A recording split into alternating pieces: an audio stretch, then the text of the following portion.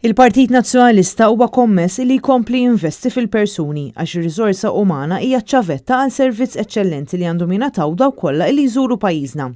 Kien dan il-messaġġ li wassal il-kap tal-Partit Nazzjonalista Bernard Grech meta tlieta filgħodu għamel żjara fl-uffiċini tal-Avjaserv fl-Ajruport Internazzjonali ta' Malta.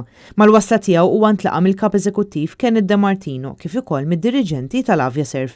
Bernard Grech irringrazzja lil dawn il-ħaddiema għas-servizz li jagħtu kemm lill-poplu Malti kif ukoll lit-turisti.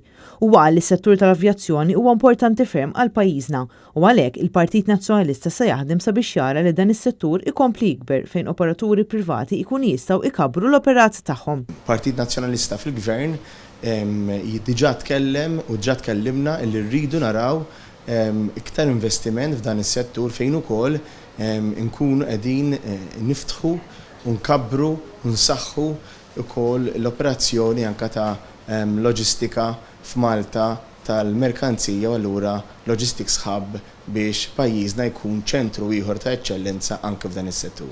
Min-naħa tiegħu il-kap eżekuttiv tal-Avjaserv Kenneth De Martino qal li l-industrija tal-avjazzjoni hija l-bib prinċipali tat-turiżmu f'pajjiżna fejn huma determinati li jagħtu l-iktar esperjenza pożittiva lit-turisti li jiġu Malta.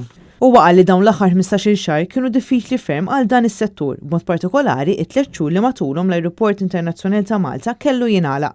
Iżda l-kumpanija Avjaserv għażlet li matul dan iż-żmien toffri iktar taħriġ il ħaddiema tagħha għax finalment il-ħaddiem huwa l-iktar riżorsa importanti għal din il-kumpanija. Ilna noperaw hawnhekk l-airport għal dawn l-aħħar 15-il sena u nittamaw li fis-snin li ġejjin il-kumpanija jkollha l-opportunità biex tkompli tikber, tħaddem iktar nies u nagħtu servizz kemm lill-poplu Malti kif ukoll it-turisti kollha li jżuruna.